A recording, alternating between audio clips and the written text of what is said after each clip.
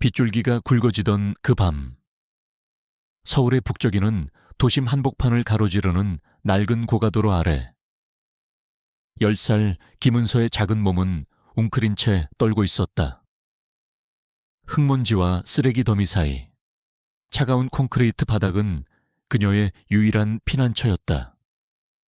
찢어진 얇은 담요 한 장이 전부인 채 은서는 굶주림과 추위, 그리고 무엇보다 더 익숙한 공포에 시달리고 있었다.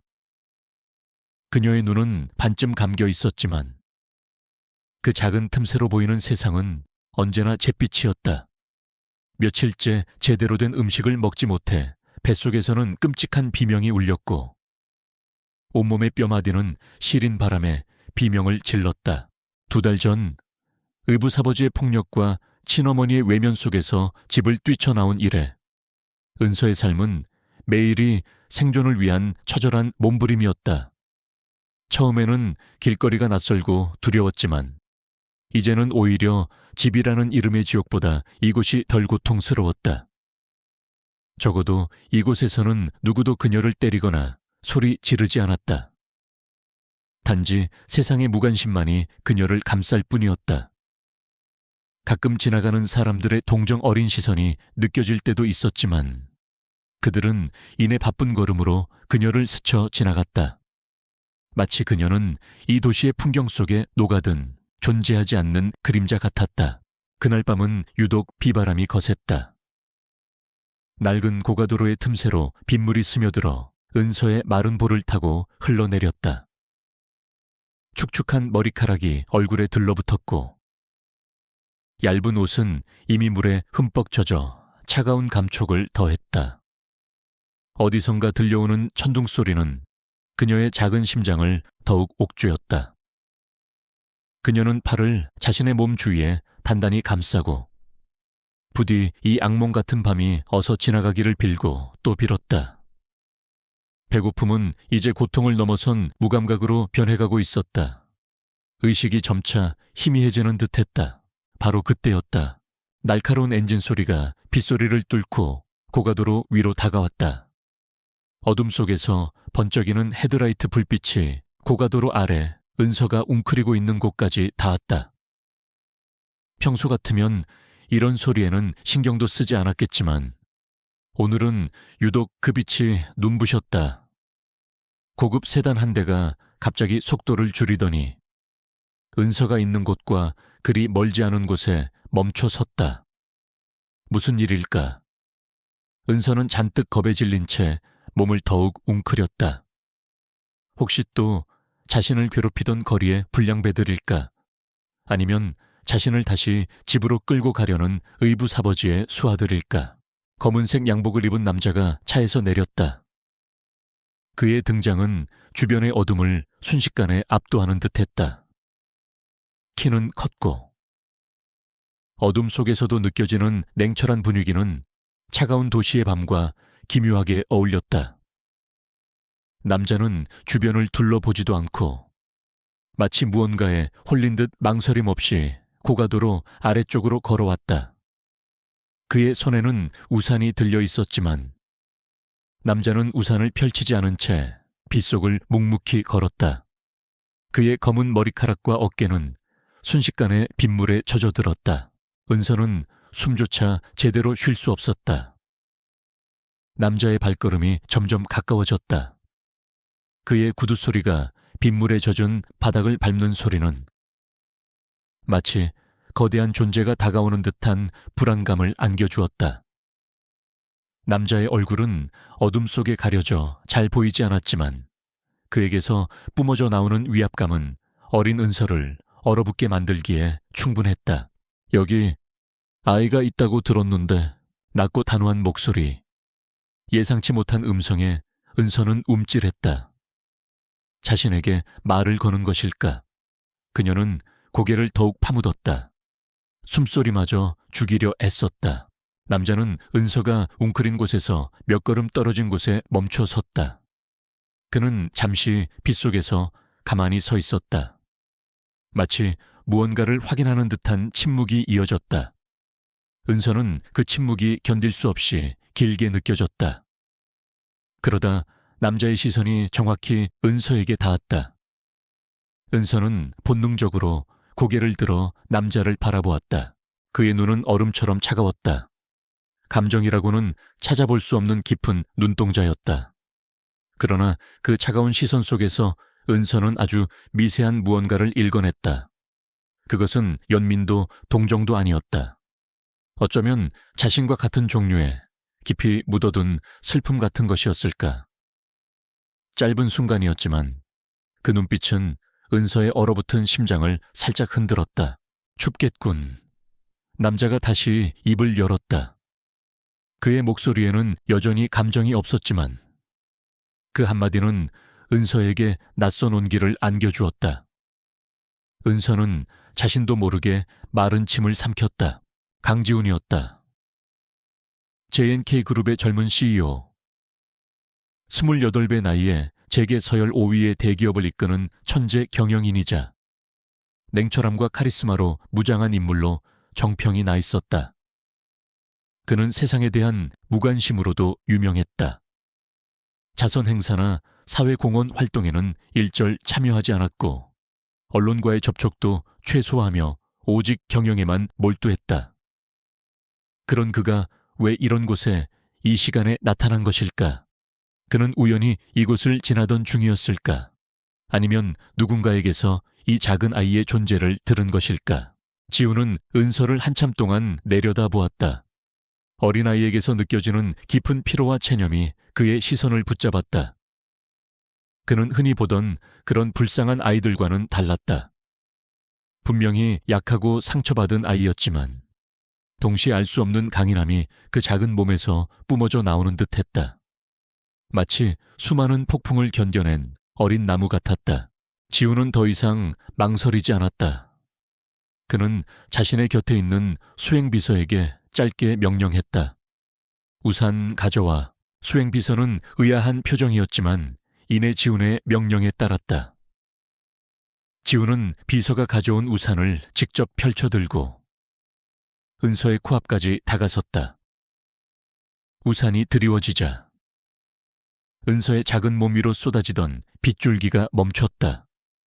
따뜻하지는 않았지만 비를 피할 수 있다는 사실만으로도 은서에게는 큰 안도감이었다. 일어나. 지훈의 목소리가 다시 들려왔다. 이번에는 조금 더 단호했다. 은서는 고개를 저었다. 그녀는 낯선 이의 손길을 거부하는 법을 너무 일찍 배웠다. 집을 나가고 나서 만난 사람들은 대부분 그녀를 이용하려 하거나 무시하거나 아니면 잠시 동정심을 내비치다 사라지는 이들이었다. 지훈은 한숨을 쉬었다. 그는 굳이 그녀에게 강요하지 않았다. 대신 그는 자신의 검은색 코트를 벗었다. 빗물에 젖어 무거워진 코트였지만 그는 망설임 없이 그것을 은서의 작은 어깨 위에 덮어주었다. 코트에서 희미하게 풍겨오는 그의 채취는 차가운 빛 속에서 은서의 심장을 묘하게 흔들었다. 낯설면서도 어딘가 모르게 안정감을 주는 향이었다. 이렇게 두면 얼어 죽을 거다. 지우는 말했다. 나를 믿지 못하겠다면 적어도 오늘은 살아남아야 하지 않겠나. 은서는 그의 말에 고개를 들었다.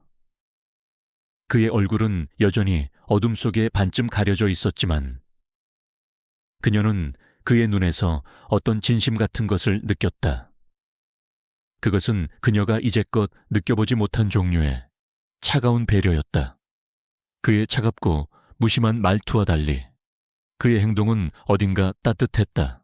은서는 조심스럽게 몸을 일으켰다. 그의 코트는 너무 커서 그녀의 온몸을 감쌌다. 코트 속에서 희미하게 느껴지는 온기가 그녀의 마비된 몸에 조금씩 생기를 불어넣는 듯했다.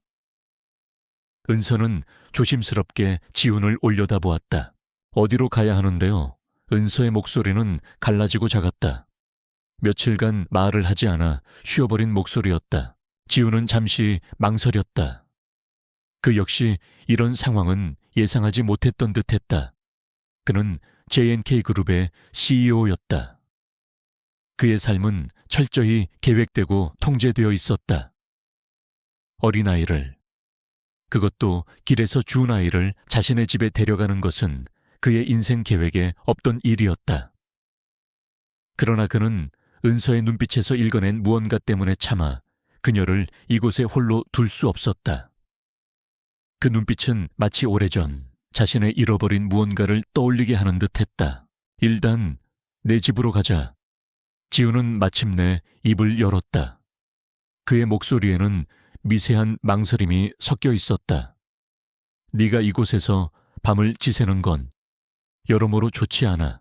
지우는 은서의 작은 손을 잡았다. 그의 손은 크고 따뜻했다. 은서는 잠시 놀랐지만 그 따뜻함에 이끌려 순순히 그의 손을 잡았다. 젖은 손이었지만 그는 개의치 않았다.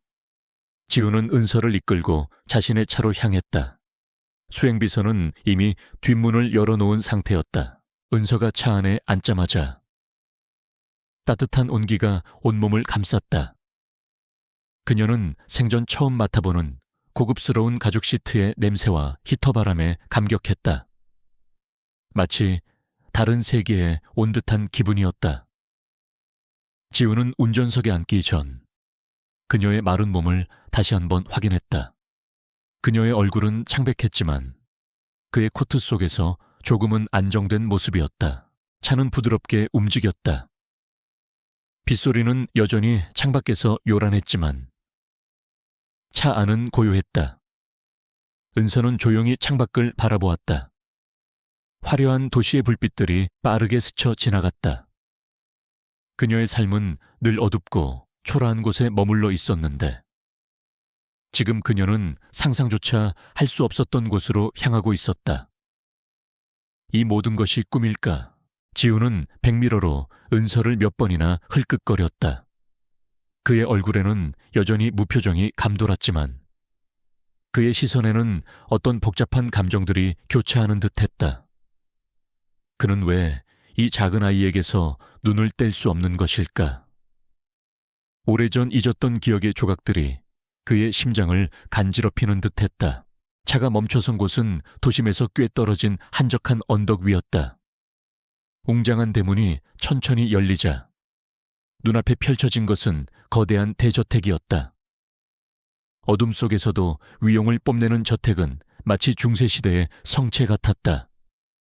은서는 입을 다물지 못했다. 그녀의 작은 눈에는 놀라움과 함께 알 수 없는 불안감이 스쳐 지나갔다. 이런 곳에서 사는 사람은 어떤 사람일까? 내 집이다. 지우는 짧게 말했다. 그의 목소리에는 어떤 설명도 변명도 담겨 있지 않았다. 저택 안으로 들어서자 따뜻한 조명과 은은한 향기가 은서를 감쌌다. 넓은 현관홀에는 대리석 바닥이 윤을 내고 있었고 벽에는 거대한 그림들이 걸려 있었다. 은서는 이런 곳은 태어나서 처음이었다. 그녀의 발걸음은 낯선 공간에서 머뭇거렸다. 그때 중년의 여성이 조용히 다가왔다. 단정한 옷차림과 온화한 미소를 지닌 그녀는 저택의 관리인인 듯했다. 사장님, 어서 오십시오. 그런데 이 아이는 오늘부터 여기서 지낼 아이다. 지우는 간략하게 설명했다. 따뜻한 물과 새 옷을 준비해줘. 그리고 따뜻한 식사도. 관리인은 놀란 듯했지만 이내 고개를 끄덕였다. 그녀의 시선이 은서에게 닿았다. 그녀의 눈빛은 따뜻하고 걱정스러웠다. 은서는 자신도 모르게 관리인에게서 어떤 안도감을 느꼈다. 관리인은 은서에게 다정하게 손을 내밀었다. 아가, 이리 오렴. 많이 힘들었지. 따뜻한 물에 몸 좀 녹이자. 은서는 주저했지만 관리인의 온화한 미소에 이끌려 그녀의 손을 잡았다. 관리인은 은서를 욕실로 안내했다. 따뜻한 물이 가득 담긴 욕조를 본 순간 은서의 눈에는 눈물이 그렁거렸다. 지난 2달간 그녀는 한 번도 따뜻한 물에 몸을 담가본 적이 없었다. 몸을 깨끗하게 씻고 나오자 관리인은 따뜻한 새 옷을 건네주었다. 은서에게는 너무 크고 헐렁했지만 부드러운 감촉은 그녀의 지친 몸을 위로했다. 관리인은 은서를 식당으로 데려갔다. 식탁에는 따뜻한 수프와 빵, 그리고 여러 가지 맛있는 음식들이 정갈하게 놓여 있었다. 은서는 눈앞의 음식들을 보고 침을 꿀꺽 삼켰다. 지훈은 이미 식탁에 앉아 있었다. 그는 말없이 수프를 먹고 있었다.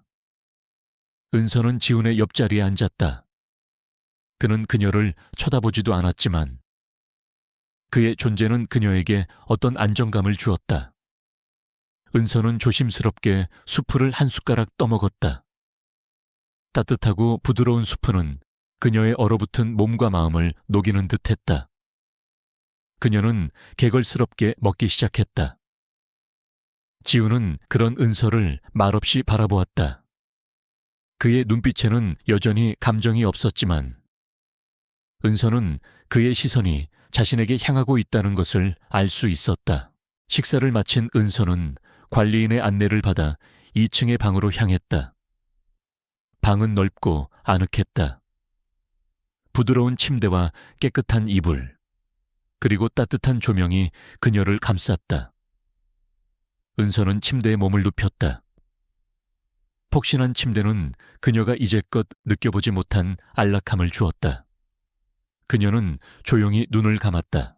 낯선 환경과 모든 것의 변화가 그녀를 혼란스럽게 했지만 그녀의 마음속에는 설명할 수 없는 안도감과 작은 희망이 피어오르는 듯했다.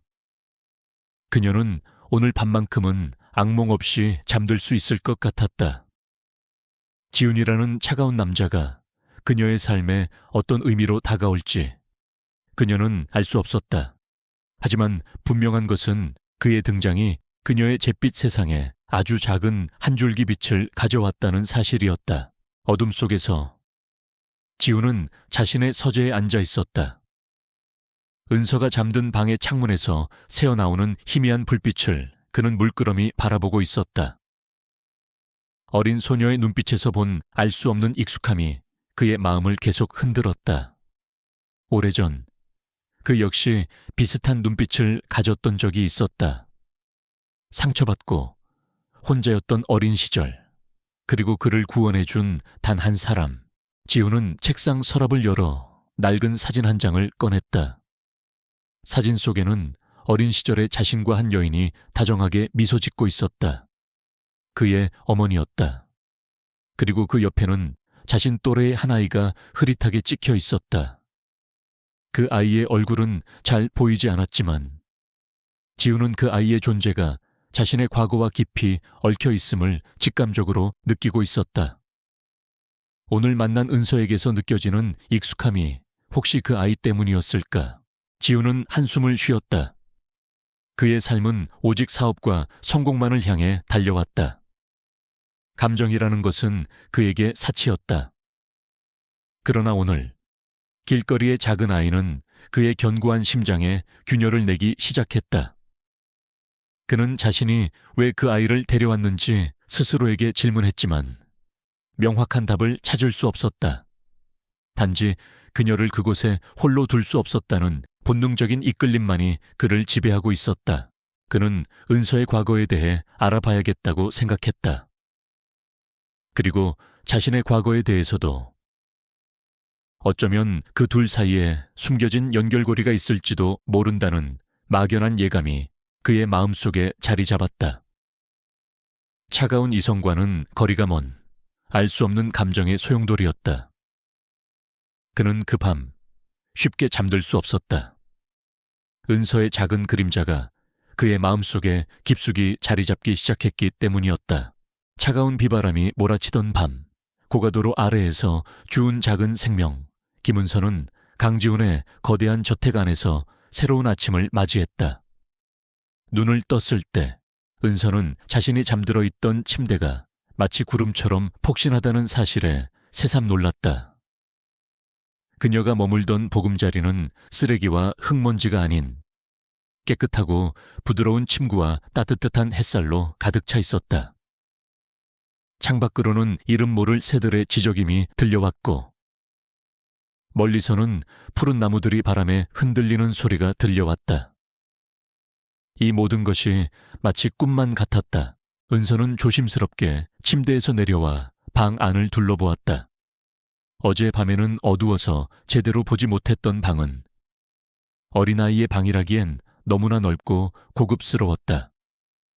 벽에는 아기자기한 그림들이 걸려 있었고 한쪽 벽면을 가득 채운 책장에는 다양한 동화책과 인형들이 가지런히 놓여 있었다. 그녀의 눈에 가장 먼저 들어온 것은 창가에 놓인 작은 강아지 인형이었다. 부드러운 털을 가진 그 인형은 마치 누군가가 그녀를 위해 특별히 준비해둔 선물 같았다. 은서는 조심스럽게 인형을 안아들었다. 차가웠던 인형의 털에서 왠지 모를 따뜻함이 느껴지는 듯했다. 방문을 열고 복도로 나서자 어제 그녀를 보살펴 주었던 중년의 관리인이 환한 미소로 그녀를 기다리고 있었다. 관리인의 이름은 이수정이었다. 그녀는 이 저택에서 강지훈의 모든 것을 돌보는 유일한 사람이었다. 잘 잤니? 아가 이수정 관리인의 목소리는 따뜻하고 부드러웠다. 배고플 텐데 아침 먹으러 갈까? 은서는 고개를 끄덕였다. 이수정의 손을 잡고 식당으로 향하는 내내 은서는 낯선 환경에 대한 두려움보다 따뜻한 관심에 대한 안도감을 느꼈다. 식탁에는 어제와 마찬가지로 정갈하고 맛있는 음식들이 가득했다. 김이 모락모락 나는 흰쌀밥과 따뜻한 국, 그리고 여러 가지 반찬들이 놓여 있었다. 은서는 자신도 모르게 군침을 삼켰다. 강지훈은 이미 식탁에 앉아 신문을 읽고 있었다. 그의 얼굴은 여전히 무표정했지만 어젯밤보다는 조금 더 편안해 보였다. 그는 은서가 자리에 앉자 신문을 조용히 내려놓았다. 어젯밤은 잘 잤나? 지훈의 목소리는 짧고 간결했다. 은서는 고개를 끄덕였다. 감사의 말을 전하고 싶었지만 목소리가 나오지 않았다. 그녀는 그저 말없이 밥을 먹기 시작했다. 따뜻하고 맛있는 음식은 그녀의 얼어붙었던 몸과 마음의 온기를 불어넣었다. 지훈은 그녀가 먹는 모습을 말없이 지켜보았다. 그의 눈빛에는 여전히 감정이 없었지만 은서는 그 속에서 어딘가 깊은 사색 같은 것을 읽어냈다. 식사를 마친 후 지훈은 이수정에게 은서의 옷과 필요한 물품들을 준비해달라고 지시했다. 그리고 그는 은서에게 짧게 말했다. 여기서 지내는 동안 무엇이든 필요한 것이 있으면 이수정 관리인에게 말하거라. 그리고 밖에 나갈 때는 항상 내 허락을 받아야 한다. 은서는 고개를 끄덕였다. 그녀는 그의 말에 토를 달지 않았다. 이 모든 상황이 꿈처럼 비현실적이었지만 그녀는 이 새로운 삶에 적응하기 위해 노력하기로 결심했다. 더 이상 차가운 길거리에서 홀로 떨지 않아도 된다는 사실만으로도 그녀는 충분히 만족했다. 그날부터 은서의 삶은 180도 달라졌다. 그녀는 매일 따뜻한 밥을 먹고 깨끗한 옷을 입고 포근한 침대에서 잠들었다. 이수정 관리인은 그녀에게 엄마처럼 다정하게 대해주었다. 은서의 작은 방은 온갖 장난감과 동화책으로 가득 채워졌고 이수정은 매일 밤 그녀에게 재미있는 이야기를 들려주었다. 은서의 얼굴에는 조금씩 웃음꽃이 피어나기 시작했다. 그녀의 눈빛에 깃들었던 어둡고 차가운 그림자도 서서히 옅어지는 듯했다. 강지훈은 바쁜 사람이었다. 그는 매일 아침 일찍 출근하여 밤늦게 돌아왔다. 은서는 그를 하루에 한두 번 볼까 말까 했다. 그는 그녀에게 직접적으로 다정한 말을 건네는 일은 드물었다. 하지만 은서는 그의 차가운 외면 뒤에 숨겨진 깊은 관심을 느낄 수 있었다. 매일 아침 그녀의 식탁에는 그녀가 좋아하는 반찬이 놓여 있었고 그녀가 읽고 싶어 했던 책들이 그녀의 책장에 새로이 꽂혀 있었다. 그것들은 모두 지훈이 이수정에게 지시한 것들이었다. 그는 말없이 그러나 세심하게 그녀를 보살피고 있었다. 어느 날 오후, 은서는 혼자서 저택의 정원을 거닐고 있었다. 넓고 아름다운 정원에는 다양한 꽃들이 만개해 있었고 작은 연못에는 물고기들이 한가롭게 유영하고 있었다. 그녀의 눈길을 사로잡은 것은 연못가에 앉아 그림을 그리고 있는 한 남자였다. 그는 백발이 성성한 노인이었지만 그의 눈빛은 맑고 온화했다. 그는 연필과 스케치북을 들고 연못의 풍경을 섬세하게 담아내고 있었다. 할아버지, 뭐 하세요? 은서는 조심스럽게 다가갔다. 남자는 고개를 들어 은서를 바라보았다. 그의 얼굴에는 잔잔한 미소가 번졌다. 그림을 그리고 있단다. 이 아름다운 풍경을 종이에 담고 싶어서 말이지. 그는 강지훈의 오랜 친구이자 은퇴한 화가인 박진우 교수였다. 그는 지훈이 어려서부터 유일하게 마음을 터놓았던 사람이었다. 지훈은 그를 삼촌이라고 불렀다. 저도 그림 그리는 거 좋아해요. 은서가 말했다. 그녀는 자신이 길거리에서 주운 낡은 연필과 종이 조각에 그림을 그리며 시간을 보내던 기억을 떠올렸다. 박진우 교수는 은서에게 연필과 작은 스케치북을 건네주었다. 그럼 너도 한번 그려보겠니? 내 눈에 보이는 풍경을 자유롭게 표현해보렴. 은서는 조심스럽게 연필을 쥐었다. 그녀는 자신이 보고 있는 연못과 꽃들을 서툰 솜씨로 스케치북에 옮겨 그렸다. 박진우 교수는 그녀의 옆에 앉아 따뜻한 눈빛으로 그녀를 지켜보았다.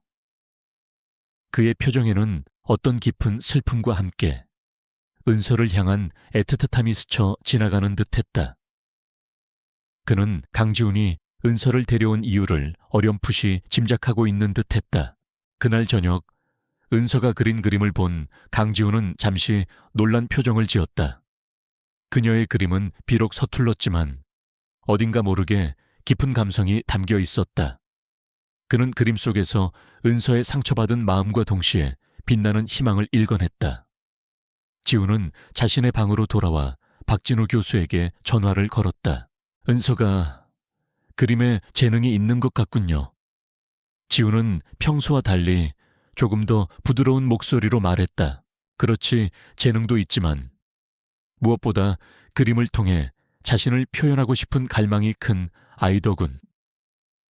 박진우 교수의 목소리에는 온화한 미소가 담겨 있었다. 자네가 데려온 이 아이, 보통 아이가 아니야. 그 눈빛 속에 슬픔과 함께 어떤 강인함이 느껴져.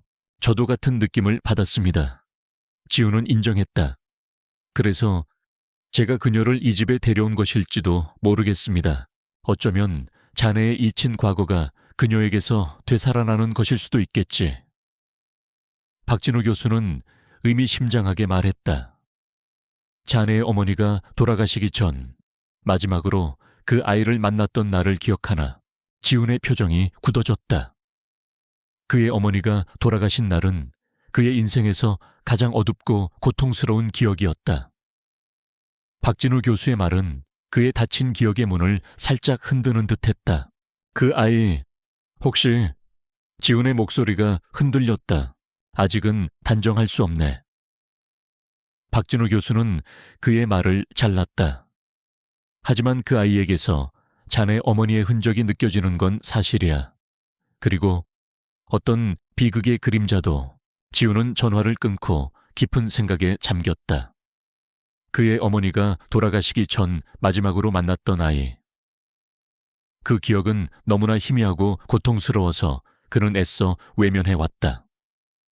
하지만 은서의 등장으로 인해 그 잊힌 기억들이 다시 수면 위로 떠오르기 시작했다. 혹시 은서가 그 아이와 관련된 것일까? 그의 어머니의 죽음과 은서의 과거 사이에 어떤 연결고리가 있는 것일까?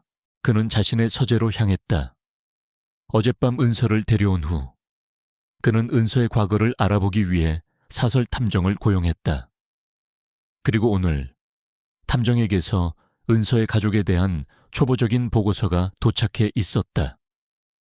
보고서에는 은서의 어머니가 새로운 남자와 재혼한 후 은서에게 폭력을 행사했고 결국 은서를 버렸다는 충격적인 내용이 담겨 있었다. 하지만 지훈의 눈길을 사로잡은 것은 은서의 친아버지에 대한 정보였다. 그의 이름은 김민준, 그리고 그는 오래전 JNK그룹의 협력업체 사장이었다는 기록이 남아있었다. 지훈의 심장이 빠르게 뛰기 시작했다. JNK그룹의 협력업체 사장. 그의 어머니가 마지막으로 만났던 사람이 CNK그룹과 관련된 인물이었던가. 그리고 그 사람에게 어린 딸이 있었다는 이야기를 들었던 것 같기도 했다. 지훈의 머릿속에서 혼란스러운 기억의 조각들이 뒤섞였다. 그는 보고서의 마지막 페이지에 적힌 은서의 친어머니와 의붓아버지의 사진을 응시했다. 사진 속 여인의 얼굴은 차갑고 무정해 보였다. 지훈은 이해할 수 없었다. 어떻게 자신의 친딸을 그토록 잔인하게 버릴 수 있을까? 그리고 의붓아버지의 얼굴에는 왠지 모를 탐욕과 교활함이 엿보였다. 이들은 은서를 그저 이용하려 했을 뿐일까? 그 순간 지훈의 뇌리를 스치는 또 다른 기억이 있었다. 그의 어머니가 돌아가시기 직전 그녀는 어떤 중요한 서류를 찾고 있었다. 그리고 그 서류는 JNK그룹과 관련된 어떤 비리에 대한 증거였다는 소문을 들었던 적이 있었다. 그 서류와 은서의 친아버지가 어떤 연관이 있는 것일까? 모든 것이 퍼즐 조각처럼 흩어져 있었지만 지훈은 직감적으로 이 모든 것들이 긴밀하게 연결되어 있음을 느꼈다. 다음 날 아침 지훈은 비서실장에게 김은서의 친아버지인 김민준에 대한 모든 정보를 조사하라고 지시했다.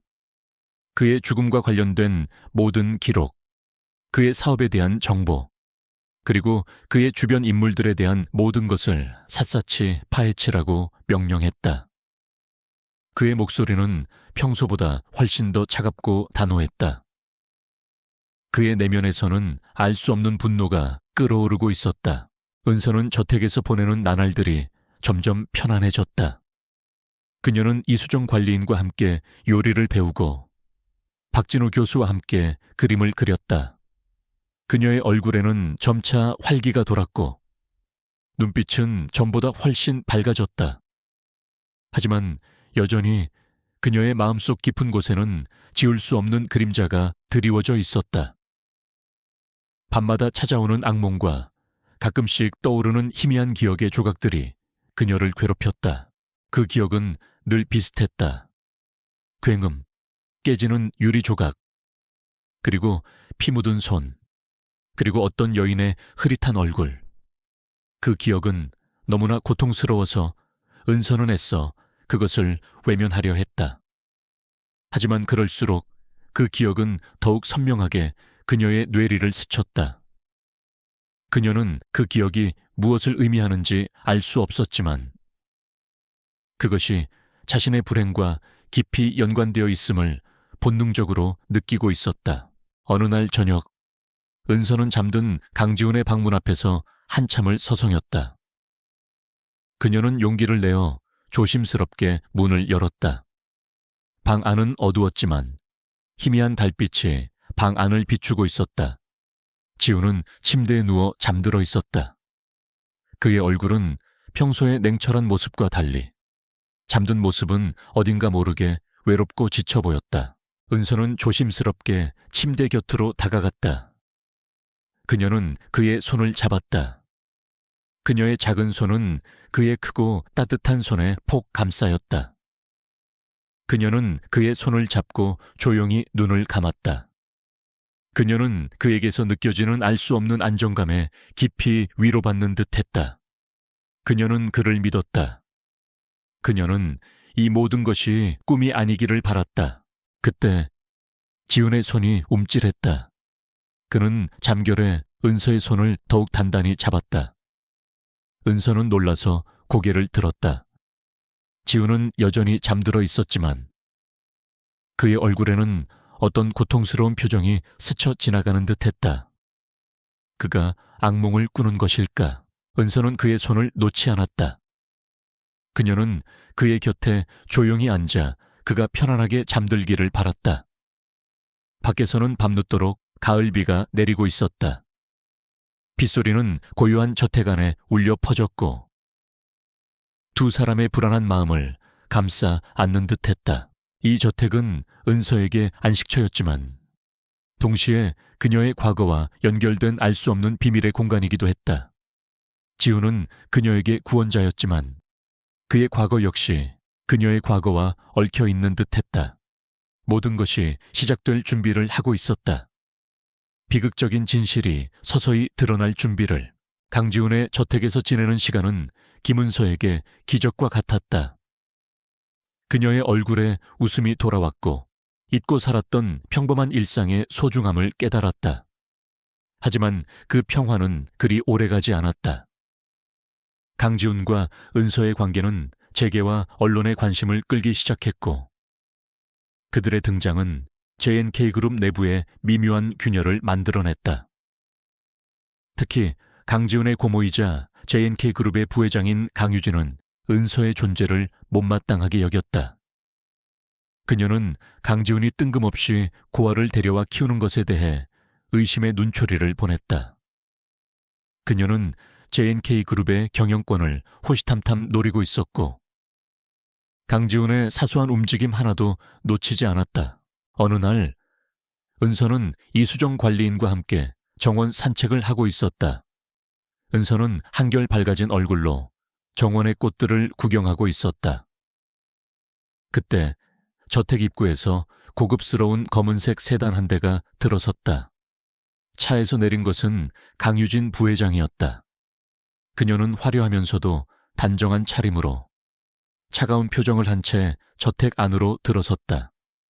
그녀의 뒤를 따르던 비서의 눈빛은 무언가 탐색하는 듯 은서에게 향했다. 강유진 부회장님이시구나. 사장님께 미리 연락드려야겠어. 이수정 관리인이 황급히 중얼거렸다. 은서는 강유진의 차가운 눈빛에서 묘한 위협감을 느꼈다. 그녀는 본능적으로 이 여자가 자신을 좋아하지 않는다는 것을 알 수 있었다. 강유진은 은서를 스쳐 지나가며 잠시 멈춰 섰다.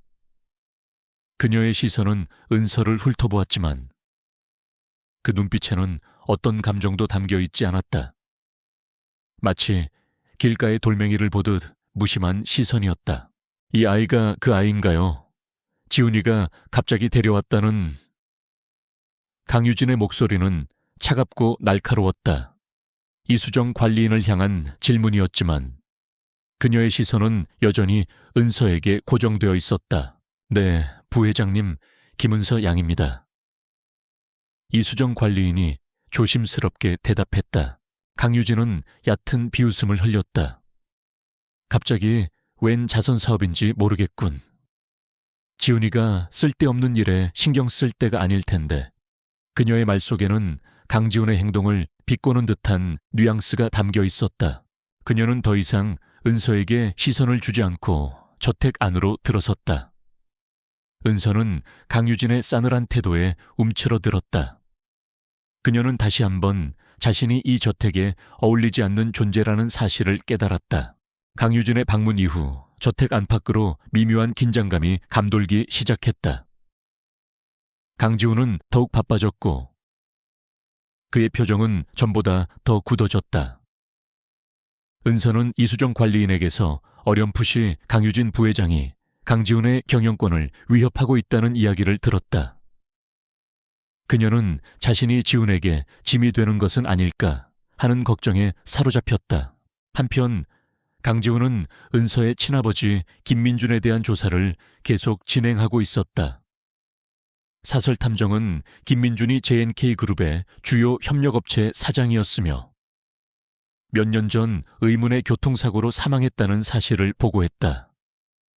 그리고 그의 사망 직후 그의 사업은 급속도로 기울었고 그의 아내와 재혼한 남자가 사업을 가로챘다는 사실도 밝혀졌다.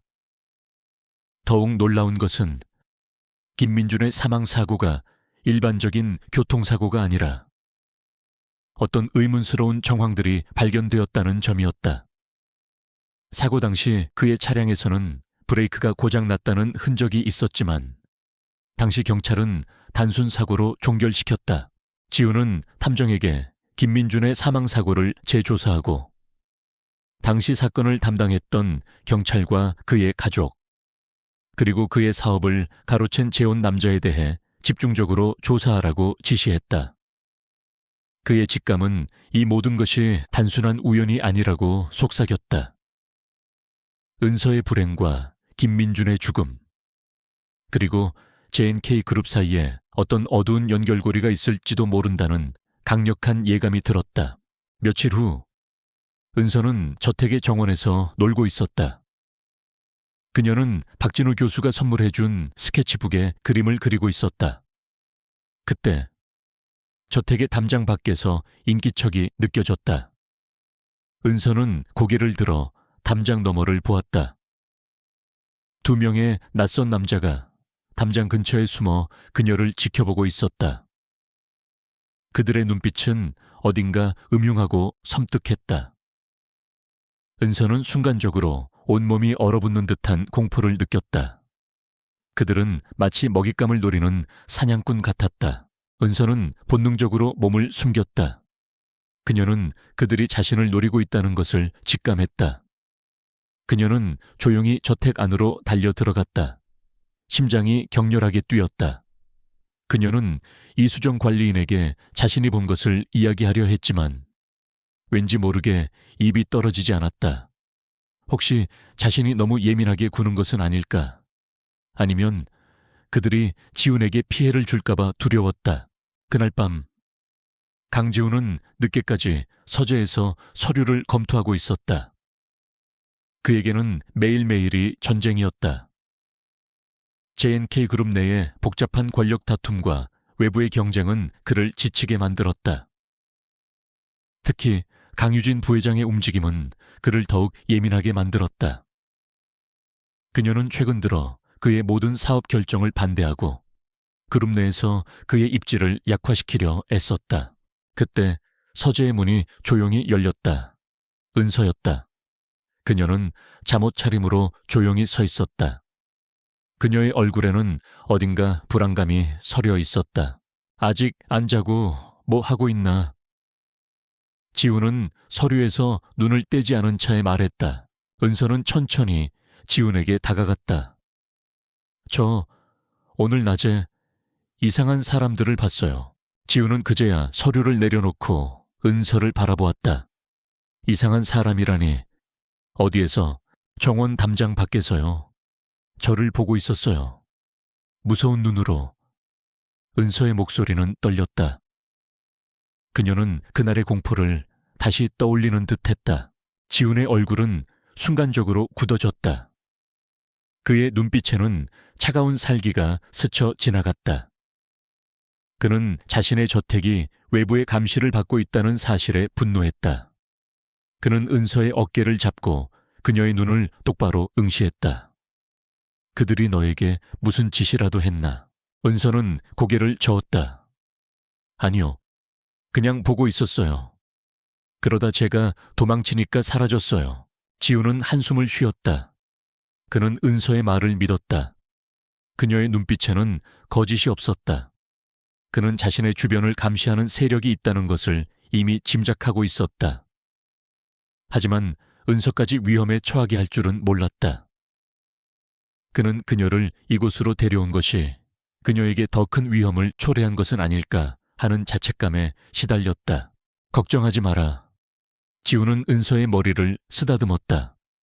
그의 손길은 여전히 서툴렀지만 은서는 그에게서 따뜻한 위로를 느꼈다. 내가 너를 지켜줄 테니 아무도 너를 해치지 못할 거다. 그날 밤 지훈은 밤늦도록 잠들지 못했다. 그는 자신의 경호팀을 불러 저택 주변의 보안을 강화하고 은서가 외출할 때 항상 경호원이 동행하도록 지시했다. 그리고 그는 사설 탐정에게 더욱 강도 높은 조사를 지시했다. 김민준의 죽음과 은서의 친어머니, 의붓아버지, 그리고 자신을 감시하는 세력 사이에 어떤 연결고리가 있는지 반드시 밝혀내야 했다. 그는 은서를 위험에 빠뜨리는 모든 존재를 뿌리 뽑겠다고 다짐했다. 며칠 후 사설 탐정에게서 충격적인 보고서가 도착했다. 은서의 친아버지 김민준의 사망사고는 단순한 교통사고가 아니었다. 사고 당시 브레이크 파열은 의도적인 조작이었으며 이는 J&K 그룹과 관련된 특정 인물의 지시로 이루어졌을 가능성이 높다는 결론이 나왔다. 그리고 더욱 충격적인 것은 은서의 친어머니와 의붓아버지가 김민준의 죽음과 관련된 대가로 거액의 돈을 받았다는 정황이 포착되었다는 것이었다. 그들은 김민준의 죽음 이후 그의 사업을 가로채고 막대한 재산을 축적했다. 즉, 은서는 친어머니와 의붓아버지의 탐욕 때문에 버려진 것이었다. 지우는 분노에 휩싸였다. 그는 보고서를 쥔 손을 부들부들 떨었다. 은서의 불행은 단순한 가정사가 아니었다. 그것은 거대한 음모와 비리에 얽힌 비극이었다. 그리고 그 비극의 중심에 J&K 그룹과 관련된 인물이 있을 가능성이 높았다. 그의 어머니가 죽기 전 조사하고 있었다는 그 비리와 연관이 있을 수도 있었다. 그는 즉시 변호사를 불렀다. 김민준의 사망사고를 재수사하고 은서의 친어머니와 의붓아버지를 살인교사 및 아동학대, 유기 혐의로 고소할 준비를 시작했다. 지우는 더 이상 참을 수 없었다. 그는 은서의 고통을 외면할 수 없었다. 그녀의 눈빛 속에서 자신의 과거와 잊힌 정의를 보았기 때문이었다. 다음 날 강유진 부회장은 강지훈의 사무실을 찾아왔다. 그녀의 얼굴에는 미소가 가득했지만 그 눈빛은 칼날처럼 날카로웠다. 지훈아, 요즘 자네 행보가 심상치 않다는 소문이 자자하더구나. 길거리 아이를 데려온 것도 모자라. 이제는 죽은 협력업체 사장의 사고를 재조사한다니. 혹시 이 모든 게 그룹 경영에 좋지 않은 영향을 미칠 거라는 생각은 안 해봤니? 강유진은 은근히 비꼬는 말투로 말했다. 지우는 차가운 눈빛으로 강유진을 응시했다. 고모님께서 제 일에 그렇게까지 신경 쓰실 필요는 없다고 생각합니다. 저는 J&K 그룹의 경영자로서 그룹의 명예를 실추시키는 어떤 행위도 용납하지 않을 겁니다. 특히 그룹과 관련된 비리가 있다면 말입니다. 강유진의 미소가 사라졌다. 그녀의 눈빛이 흔들렸다. 비리라니 무슨 말을 하는 건지 모르겠구나. 고모님께서도 아실 겁니다. 김민준 사장의 죽음은 단순한 사고가 아니었습니다. 그리고 그 사고 뒤에는 J&K 그룹 내부의 인물이 개입되어 있을 가능성이 높다는 증거를 확보했습니다. 지우는 단호하게 말했다. 그의 목소리에는 일말의 망설임도 없었다. 강유진의 얼굴이 파랗게 질렸다. 그녀는 강지훈의 눈을 피했다. 그녀는 그제야 강지훈이 이 모든 것을 얼마나 심각하게 받아들이고 있는지 깨달았다. 그녀는 그가 이미 많은 것을 알고 있다는 사실에 당황했다. 자네가 너무 나가는 것 같구나. 증거도 없이 함부로 말하지 마라. 강유진은 애써 침착한 척했지만 그녀의 목소리에는 미세한 떨림이 섞여 있었다. 증거는 곧 확보될 겁니다. 그리고 그 진실은 반드시 밝혀질 겁니다. 지우는 싸늘하게 말했다. 은서의 불행은 시작일 뿐입니다. 그 뒤에 숨겨진 모든 어둠을 제가 직접 밝혀낼 겁니다. 강유진은 더 이상 할 말이 없었다. 그녀는 강지훈의 사무실을 빠져나왔다. 그녀의 얼굴에는 분노와 함께 알 수 없는 불안감이 드리워져 있었다. 강지훈이 은서의 과거를 파헤치기 시작하면서 그녀가 숨기고 싶었던 어떤 진실이 수면 위로 떠오를 위기에 처했기 때문이었다. 그녀는 자신의 채 올라타자마자 누군가에게 전화를 걸었다. 강지훈이 움직이기 시작했어. 우리가 예상했던 것보다 더 깊이 파고들고 있어. 그 아이, 김은서가 문제야. 그 아이를 처리해야 해. 더 이상 두고 볼 수 없어. 그녀의 목소리는 차갑고 단호했다. 그녀의 눈빛에는 잔인한 살기가 번뜩였다. 저택에서 은서는 잠든 강지훈의 방문 앞에서 한참을 서성였다.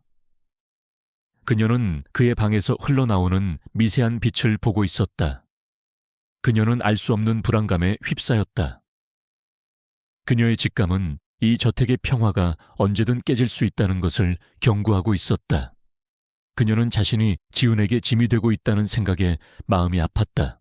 그녀는 강지훈이 위험에 처해 있다는 사실을 어렴풋이 느끼고 있었다. 그녀는 자신 때문에 그가 고통받는 것을 원치 않았다. 그녀는 어둠 속에서 조용히 기도했다. 이 모든 악몽이 어서 끝나고 지훈이 무사하기를. 그리고 그녀는 알 수 없는 이유로 자신의 과거에 얽힌 모든 진실이 두렵지 않았다. 그녀는 강지훈과 함께라면 어떤 고통도 이겨낼 수 있을 것이라고 믿었다. 강지훈이 은서의 과거를 파헤치기 시작하면서 묻혀있던 진실의 조각들이 하나둘씩 수면 위로 떠오르기 시작했다. 강유진 부회장의 경고와 은밀한 움직임은 강지훈의 의심을 더욱 굳건하게 만들었다.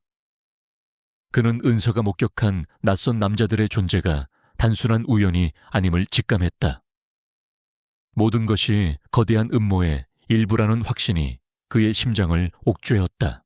어느 날 오후, 은서는 이수정 관리인과 함께 저택 근처 공원으로 산책을 나섰다.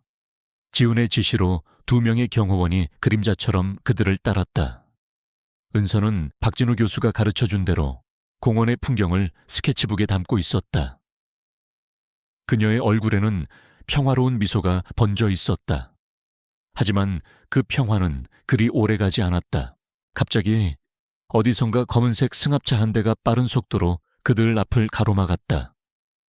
경호원들이 재빨리 은서와 이수정을 보호하려 했지만 승합차에서 내린 3명의 건장한 남자들은 망설임 없이 그들에게 달려들었다. 그들의 손에는 둔기가 들려 있었다. 은서양, 이쪽으로 경호원이 소리치며 은서를 뒤로 밀쳤다. 은서는 공포에 질려 비명을 질렀다.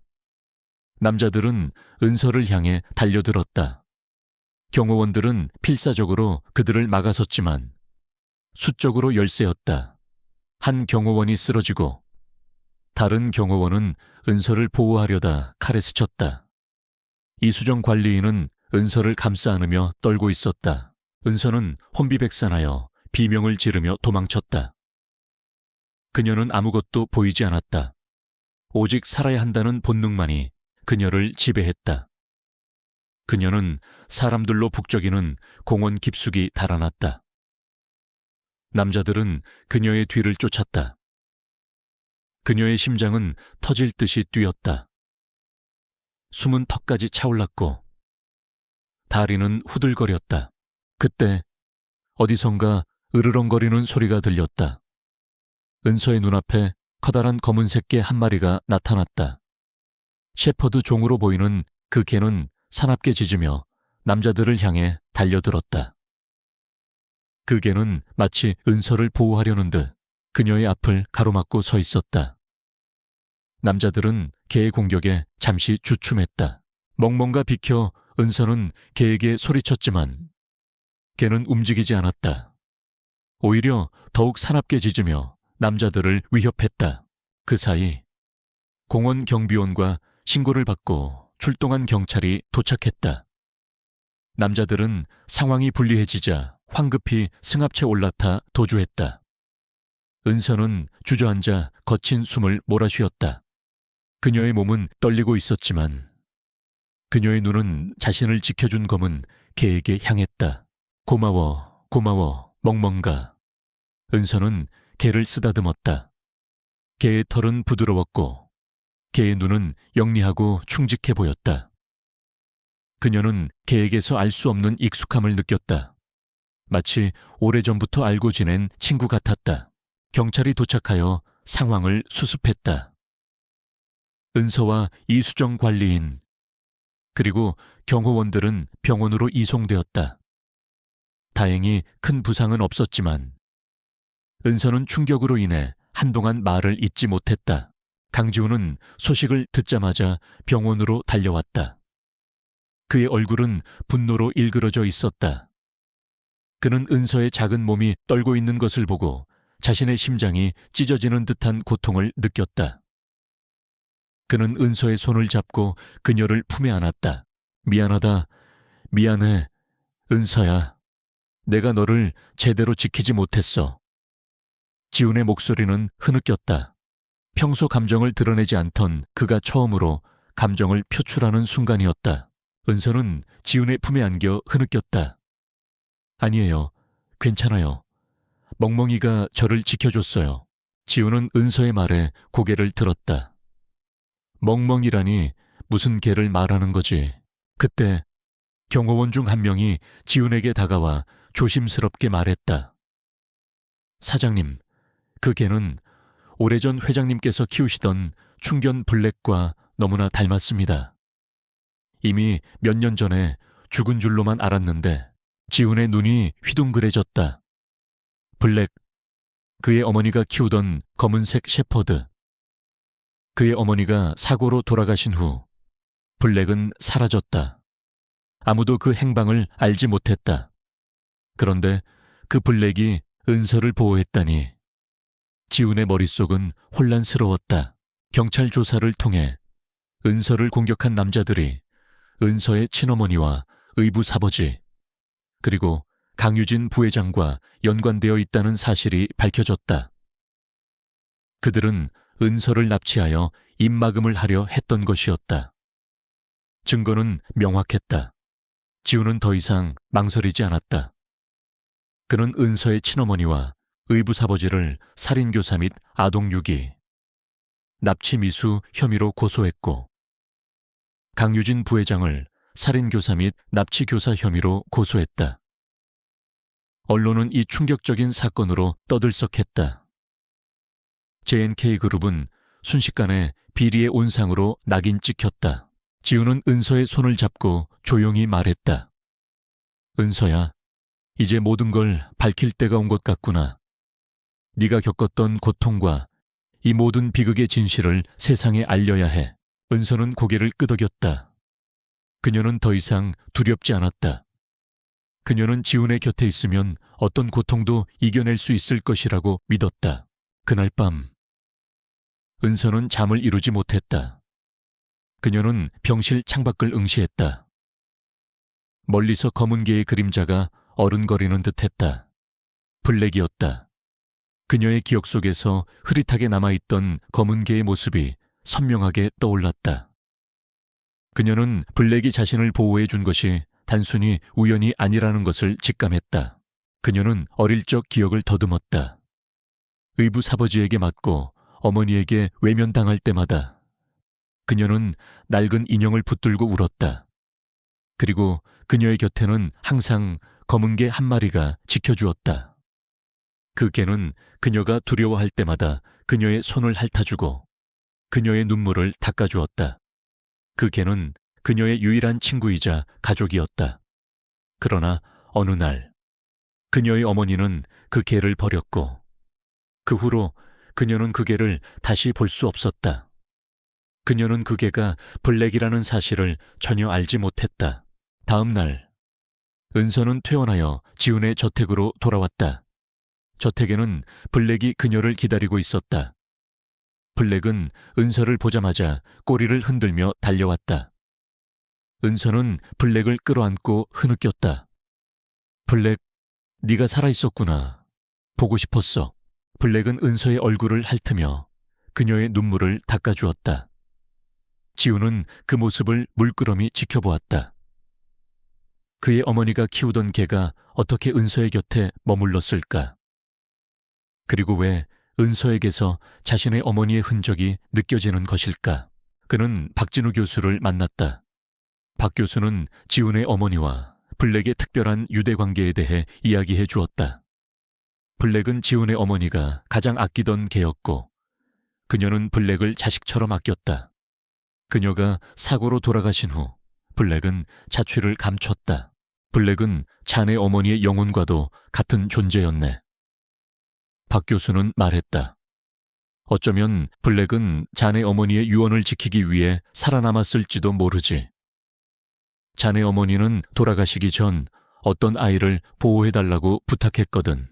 지우는 충격에 휩싸였다. 그의 어머니가 보호해달라고 부탁한 아이. 그 아이가 바로 은서였을까? 그는 어머니의 유언을 떠올렸다. 이 비밀을 반드시 지켜야 해. 그리고 그 아이를 찾아야 해. 그 아이만이 모든 진실을 알고 있어. 그는 어머니의 서재에서 오래된 일기장을 찾아냈다. 일기장에는 그의 어머니가 김민준이라는 이름의 남자를 만나 JNK그룹의 비리에 대한 증거를 수집하고 있었다는 내용이 상세히 기록되어 있었다. 김민준은 JNK그룹의 불법적인 자금 세탁 및 횡령에 대한 결정적인 증거를 가지고 있었고, 이를 지훈의 어머니에게 넘기려 했다. 하지만 그들은 증거를 넘기기도 전에 의문의 사고로 목숨을 잃었다. 그리고 그 사고 뒤에는 강유진 부회장과 그녀의 공범들이 있었다. 지훈의 어머니는 김민준에게 어린 딸이 있다는 사실을 알고 있었다. 그녀는 김민준이 사망할 경우 그의 딸이 위험에 처할 것을 우려하여 블랙에게 그 아이를 지켜달라고 마지막으로 부탁했던 것이었다. 블랙은 지훈의 어머니의 유언을 지키기 위해 김민준의 딸인 은서의 곁을 그림자처럼 지켜왔던 것이다. 모든 퍼즐 조각이 맞춰졌다. 은서는 단순한 고아가 아니었다. 그녀는 JNK그룹의 거대한 비리와 관련된 희생자이자 진실을 밝힐 유일한 증인이었다. 그리고 블랙은 그 진실을 지켜온 충직한 수호자였다. 지훈의 어머니의 죽음과 은서의 불행, 그리고 JNK그룹의 비리, 이 모든 것이 강유진 부회장의 탐욕과 야망에서 비롯된 것이었다. 지훈은 분노로 몸을 떨었다. 그는 어머니의 복수와 은서의 정의를 위해 모든 것을 걸기로 결심했다. 그는 김민준이 남긴 결정적인 증거를 찾아내야 했다. 그 증거만이 강유진과 그녀의 공범들을 무너뜨릴 수 있었다. 그는 밤늦도록 어머니의 일기장과 김민준의 자료들을 검토했다. 그리고 마침내 그는 김민준이 숨겨둔 어떤 열쇠에 대한 단서를 찾아냈다. 그 열쇠는 김민준이 생전에 가장 아끼던 물건 중 하나인 오래된 회중시계 안에 숨겨져 있다는 것이었다. 그리고 그 회중시계는 은서가 어릴 적부터 가지고 다니던 낡은 인형 속에 숨겨져 있다는 것을 은서의 과거 자료에서 찾아냈다. 은서는 잠이 오지 않아 거실로 내려왔다. 지훈은 그녀의 곁으로 다가갔다. 그는 그녀의 손을 잡고 조용히 말했다. 은서야, 네가 지금까지 가지고 있던 그 낡은 인형 혹시 어디에 있는지 아니? 은서는 눈을 크게 떴다. 그녀는 자신이 버려지기 전부터 가지고 다니던 낡은 인형을 떠올렸다. 그녀는 그 인형을 품에 안고 길거리에서 잠이 들곤 했다. 그녀는 그 인형이 자신이 유일하게 가지고 있던 가족의 흔적이라고 생각했다. 제 방에 있어요. 은서가 말했다. 제가 제일 아끼는 인형이에요. 지훈은 은서의 손을 잡고 그녀의 방으로 향했다. 은서는 침대 위에 놓인 낡은 인형을 가리켰다. 지훈은 조심스럽게 인형을 집어들었다. 인형은 오래되고 낡았지만 은서의 손때가 묻어 정겹게 느껴졌다. 그는 인형의 솔기 부분을 조심스럽게 뜯었다. 그리고 그 안에서 그는 낡은 회중시계를 찾아냈다. 회중시계는 오래되어 녹슬어 있었지만 그 안에 숨겨진 비밀은 빛을 발하고 있었다. 시계의 뚜껑을 열자 그 안에는 아주 작은 마이크로 필름이 숨겨져 있었다. 지훈은 떨리는 손으로 마이크로 필름을 꺼냈다. 필름에는 JNK그룹의 불법 자금 세탁 및 횡령에 대한 모든 증거 자료들이 담겨 있었다. 그리고 강유진 부회장이 이 모든 비리를 지시했다는 결정적인 증거도 함께 담겨 있었다. 이것이 바로 그의 어머니와 김민준이 목숨을 걸고 지키려 했던 진실이었다. 은서는 지훈의 옆에서 그 모든 과정을 말없이 지켜보았다. 그녀는 자신의 낡은 인형 속에 그토록 중요한 비밀이 숨겨져 있었다는 사실에 놀라움을 금치 못했다. 그녀는 이제 모든 것이 제자리를 찾아가는 듯한 기분을 느꼈다. 지우는 은서를 품에 안았다. 이제 모든 것이 끝날 거야. 은서야, 더 이상 두려워하지 않아도 돼. 그의 목소리는 진심으로 그녀를 위로하고 있었다. 그는 은서를 통해 어머니의 유지를 이어받고 정의를 실현할 수 있게 되었다는 사실에 깊이 감사했다. 강유진 부회장은 그들이 모든 증거를 찾았다는 사실을 알지 못한 채 자신의 승리를 확신하고 있었다. 그녀는 지훈의 경고를 비웃었다. 그녀는 알지 못했다. 그녀의 탐욕과 잔인함이 한때는 버려졌던 작은 소녀와 죽은 줄로만 알았던 충견, 그리고 잊힌 과거의 비밀에 의해 무너질 것이라는 것을. 김민준의 회중시계에서 발견된 마이크로필름은 강지훈에게 가히 폭발적인 증거였다. JNK 그룹의 불법적인 자금 흐름, 횡령, 그리고 강유진 부회장의 직접적인 지시가 담긴 녹취록까지 모든 것이 명확하게 드러났다. 이 증거는 강유진을 비롯한 관련자들을 한 번에 무너뜨릴 수 있는 결정적인 무기였다. 지훈의 얼굴에는 차가운 결의가 서렸다. 이제는 물러설 때가 아니었다. 정의를 실현하고 어머니의 유지를 받들며 은서의 잃어버린 삶을 되찾아 줄 때였다. 강유진 부회장은 여전히 자신의 승리를 확신하고 있었다. 그녀는 강지훈이 자신을 감히 건드리지 못할 것이라고 생각했다. 그녀는 JNK 그룹의 견고한 울타리 뒤에 숨어 자신만이 유일한 승리자가 될 것이라고 믿었다. 그녀는 지훈이 은서라는 어린아이에게 너무 많은 신경을 쓰고 있으며 그 아이 때문에 자신의 발목이 잡힐 것이라고 비웃었다. 그녀는 강지훈의 모든 움직임을 주시했지만 그가 이미 치명적인 증거를 손에 넣었으리라고는 상상조차 하지 못했다. 지훈은 먼저 김민준의 사망 사고에 대한 재수사를 정식으로 요청했다. 마이크로필름에 담긴 증거를 바탕으로 경찰과 검찰은 수사에 착수했고 사건은 일파만파로 커져갔다.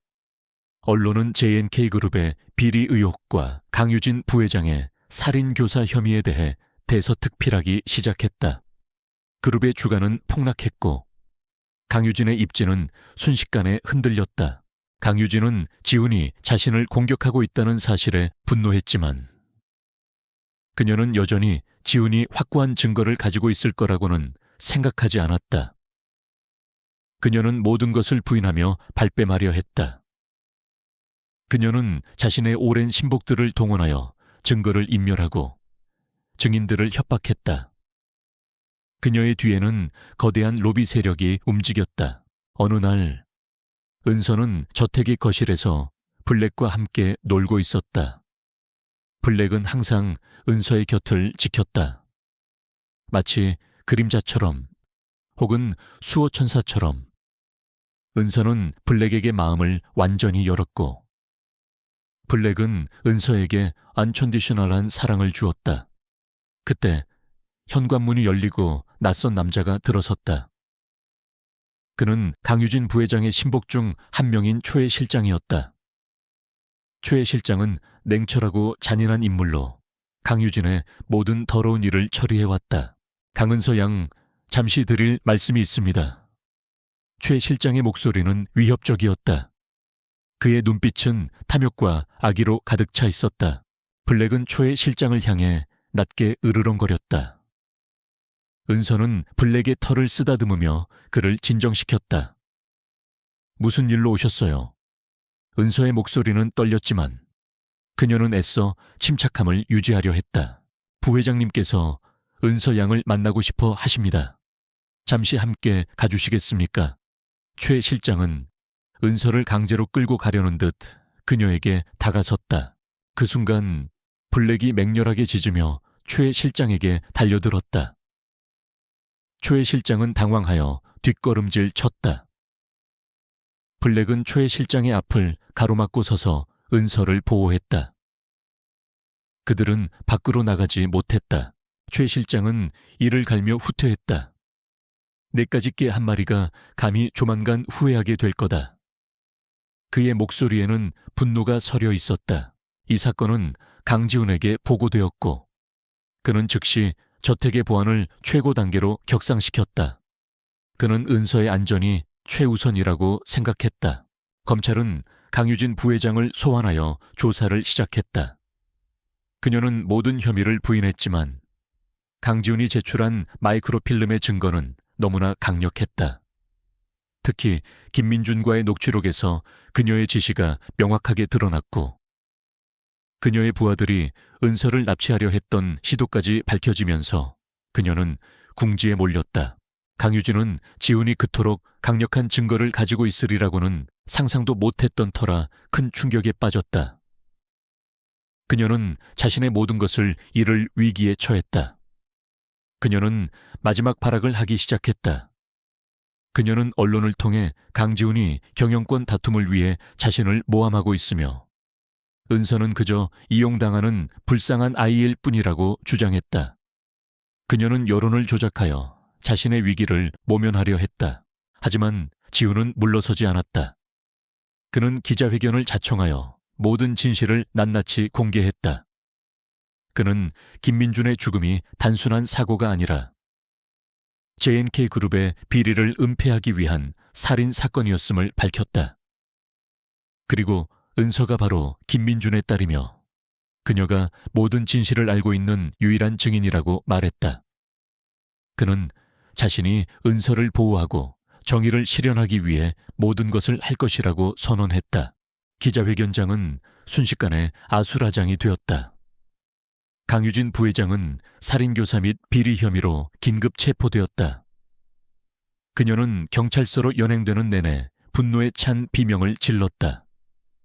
강지훈, 네가 감히 내가 이대로 무너질 줄 아느냐.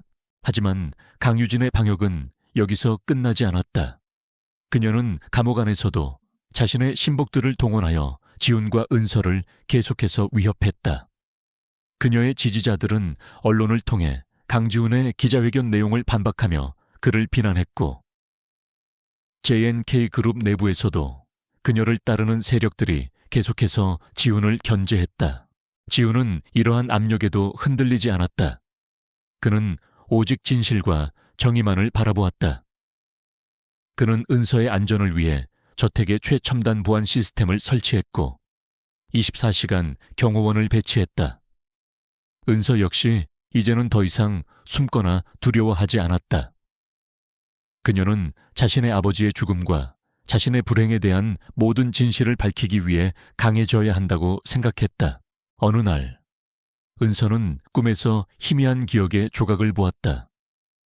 그것은 그녀의 친아버지 김민준이 어떤 남자와 다투는 모습이었다. 그리고 그 남자의 얼굴은 최 실장이었다. 은서는 잠에서 깨어 거친 숨을 몰아쉬었다. 그녀는 그제야 자신의 뇌리에 깊이 박혀 있던 공포의 기억이 무엇을 의미하는지 깨달았다. 최 실장은 그녀의 아버지를 죽인 공범이었던 것이다. 은서는 지훈에게 자신이 본 꿈에 대해 이야기했다. 지훈은 은서의 말을 심각하게 받아들였다. 최 실장은 강유진의 가장 충실한 신복이었고 그녀의 모든 범죄에 깊숙이 개입되어 있었다. 은서의 기억은 최 실장의 공모를 증명하는 또 하나의 강력한 증거가 될 수 있었다. 지훈은 즉시 검찰에 최 실장을 재소환할 것을 요청했다. 그는 은서의 증언을 토대로 최 실장을 압박했다. 처음에는 모든 것을 부인하던 최 실장은 은서의 구체적인 증언과 지훈이 확보한 다른 증거들 앞에서 결국 무너졌다. 그는 강유진 부회장의 지시로 김민준의 차량을 조작하고 그를 살해했다는 사실을 자백했다. 그리고 강유진이 JNK그룹의 비리를 은폐하고 경영권을 장악하기 위해 김민준을 살해했으며 은서를 납치하여 입막음하려 했다는 사실도 모두 털어놓았다. 최 실장의 자백은 강유진 부회장에게 치명타였다. 그녀는 더 이상 빠져나갈 수 없었다. 모든 증거와 증언들이 그녀를 향했다. 그녀는 모든 것을 부정하며 정신적인 혼란을 보이는 척했지만 결국 그녀는 살인교사, 횡령, 아동유기 및 납치교사 등 모든 혐의로 기소되었다. 그러나 그녀의 마지막 발악은 여전히 계속되었다. 법정에서 강유진은 강지훈에게 증오에 찬 눈빛을 보냈다. 그녀는 재판 과정 내내 강지훈과 은서에게 저주를 퍼부었다. 감히 내까지 것들이 내 앞길을 막아 내가 너희들을 가만두지 않을 것이다. 그녀의 광기 어린 모습은 재판정을 싸늘하게 만들었다. 지훈은 강유진의 증오에 찬 시선에도 흔들리지 않았다. 그는 은서의 손을 잡고 그녀에게 용기를 주었다. 은서는 법정에서 자신의 아버지를 죽인 최 실장의 얼굴을 보았다. 그녀는 두려웠지만 아버지의 죽음과 자신의 불행을 끝내기 위해 용기를 내어 증언했다. 그녀의 증언은 법정에 깊은 울림을 주었다. 어린 소녀의 순수하고도 고통스러운 증언은 배심원들과 판사의 마음을 움직였다. 재판은 치열하게 진행되었다. 강유진 측 변호인단은 지훈이 제시한 증거들을 조작된 것이라고 주장했고, 은서의 증언을 어린아이의 불안정한 진술이라며 깎아내리려 했다. 하지만 지훈은 철저하게 준비했다. 그는 모든 증거를 반박할 수 없도록 완벽하게 제시했으며 은서의 증언을 뒷받침할 수 있는 전문가들의 소견과 다른 증인들의 진술을 확보했다. 특히 블랙의 역할은 결정적이었다. 블랙은 은서가 최 실장에게 위협받던 순간 그녀를 보호했으며 이는 은서의 증언에 신빙성을 더했다. 블랙은 법정에 직접 등장하지는 않았지만 그의 존재와 은서를 보호한 행동은 은서의 증언에 대한 신뢰도를 높이는 중요한 역할을 했다. 재판의 마지막 날, 검찰은 강유진에게 사형을 구형했다. 법정은 숨막히는 침묵에 잠겼다. 강유진은 절규했다. 그녀는 자신의 모든 것이 무너지는 것을 보았다. 그녀의 탐욕과 권력욕은 결국 그녀 자신을 파멸로 이끌었다. 지훈은 은서의 손을 놓지 않았다. 그는 그녀의 곁에 서서 이 모든 과정을 지켜보았다. 그들은 함께 이 길고 고통스러운 싸움을 견뎌냈다. 이제 마지막 심판만이 남았다. 법정은 숨막히는 침묵에 잠겼다. 강유진 부회장에 대한 검찰의 사형 구형은 모든 이들을 경악하게 만들었다. 그녀의 얼굴은 창백하게 질렸고 눈빛은 광기에 가까운 절망으로 일그러졌다. 강지훈은 은서의 손을 굳게 잡았다. 어린 은서의 눈에는 두려움과 함께 이제껏 겪었던 모든 고통과 슬픔이 맺혀 있었다. 이 지긋지긋한 악몽의 끝이 다가오고 있었다. 재판장은 최종 판결을 내리기 위해 잠시 휴정을 선언했다. 지훈은 은서를 데리고 법정 밖으로 나왔다. 공기는 무거웠고 기자들의 플래시 세례는 그들을 끊임없이 괴롭혔다. 그들은 이미 JNK 그룹의 비리 사건과 강유진 부회장의 살인교사 혐의, 그리고 김은서 양의 비극적인 사연에 대해 모든 것을 알고 있었다. 괜찮니, 은서야? 지훈은 은서의 얼굴을 조심스럽게 살폈다. 은서는 고개를 끄덕였다. 그녀는 떨리는 목소리로 말했다. 아빠, 정말 끝나는 거죠? 이제 더 이상 무서운 일은 없겠죠? 지훈은 은서를 품에 안았다. 그래, 은서야. 이제 모든 게 끝날 거야. 아빠가 너를 평생 지켜줄게. 그의 목소리는 진심으로 가득 차 있었다. 그는 자신을 아빠라고 부르는 은서의 목소리에 가슴이 뭉클했다. 그는 이미 은서를 자신의 친딸처럼 여기고 있었다. 휴정 시간 동안 강지훈은 박진우 교수와 함께 있었다. 박 교수는 지훈의 어머니와 김민준, 그리고 강유진 부회장 사이에 복잡한 관계에 대해 더 자세히 설명해 주었다. 강유진은 젊은 시절부터 권력에 대한 욕망이 강했으며 JNK 그룹의 경영권을 자신의 손에 넣기 위해 수단과 방법을 가리지 않았다. 그녀는 지훈의 어머니가 그룹의 비리를 파헤치고 있다는 사실을 알게 되자 김민준과 공모하여 그녀를 제거하려 했다. 하지만 김민주는 양심의 가책을 느끼고 지훈의 어머니에게 모든 진실을 털어놓으려 했고, 그 순간 강유진의 방해로 김민준과 지훈의 어머니 모두 사고로 위장된 살인을 당했다는 것이었다. 자네 어머니는 마지막까지 은서의 안전을 걱정했네. 박 교수는 눈물을 글썽였다. 블랙은 자네 어머니의 유언을 지키기 위해 그 어린아이를 지켰던 걸세. 마치 자네 어머니의 영혼이 블랙을 통해 은서를 보살피고 있었던 것처럼 지훈은 고개를 숙였다. 그의 어머니의 죽음에 얽힌 진실은 생각했던 것보다 훨씬 더 잔인하고 비극적이었다. 그리고 그 중심에 자신의 고모가 있었다는 사실은 그에게 엄청난 충격과 함께 깊은 절망감을 안겨주었다. 잠시 후 재판이 재개되었다. 강유진 부회장은 변호인의 부축을 받으며 법정으로 들어섰다. 그녀의 얼굴은 피폐해 보였지만 그녀의 눈빛은 여전히 강지훈을 향한 증오로 불타고 있었다. 재판장의 최종 판결이 시작되었다. 재판장은 강유진 부회장이 JNK그룹의 경영권을 장악하기 위해 김민준과 강지훈의 어머니를 살해하도록 지시했으며 그 증거가 명확하게 밝혀졌다고 판시했다. 또한 김은서 양에 대한 아동유기 및 납치 미수 혐의 또한 유죄로 인정되었다. 재판장의 목소리는 단호하고 냉철했다. 법정의 공기는 얼어붙는 듯했다. 피고인 강유진은 살인교사, 횡령, 아동유기 및 납치교사 등 모든 혐의에 대해 유죄임을 선고한다. 재판장의 목소리가 법정에 울려 퍼졌다. 이에 피고인 강유진에게 무기징역을 선고한다. 무기징역, 사형은 아니었지만 강유진에게는 영원히 감옥에서 썩어야 하는 형벌이었다. 그녀는 이 모든 것이 지훈과 은서 때문이라고 생각했다. 그녀는 법정 바닥에 주저앉아 통곡했다. 그녀의 통곡은 마치 짐승의 울부짖음 같았다.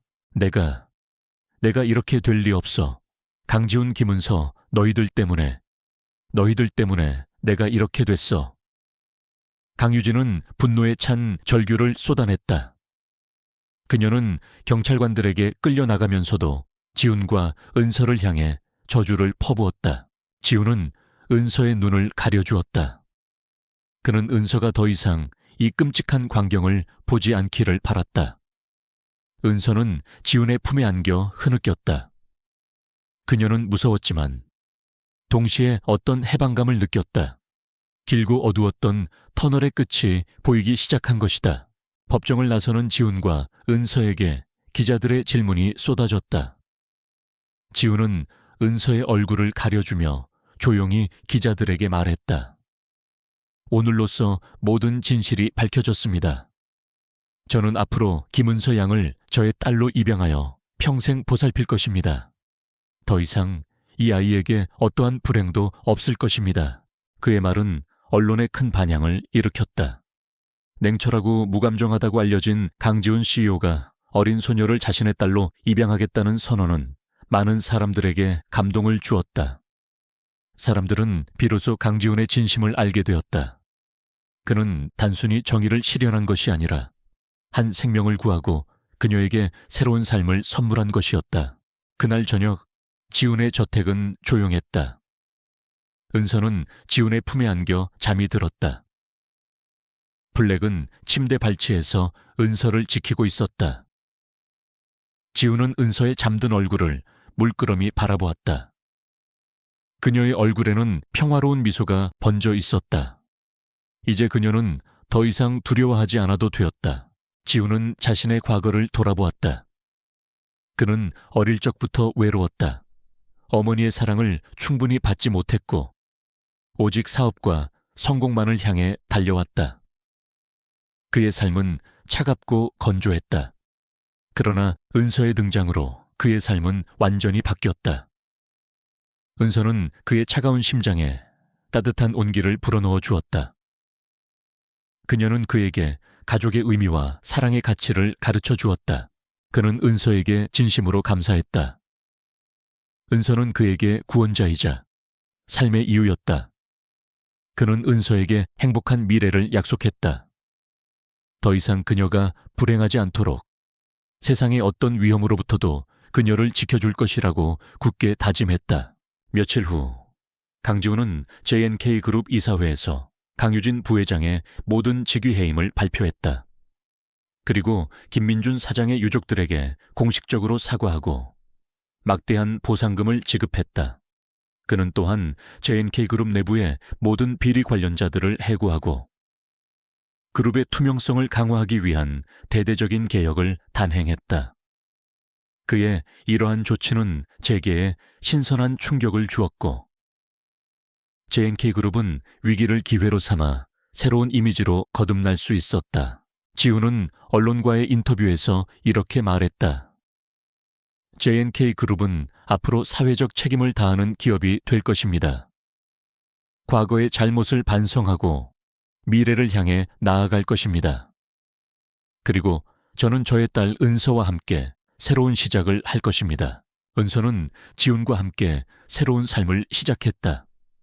지훈은 은서를 학교에 보냈고 그녀는 친구들을 사귀고 공부를 하며 밝고 명랑한 아이로 성장했다. 그녀는 더 이상 과거의 그림자에 갇혀 살지 않았다.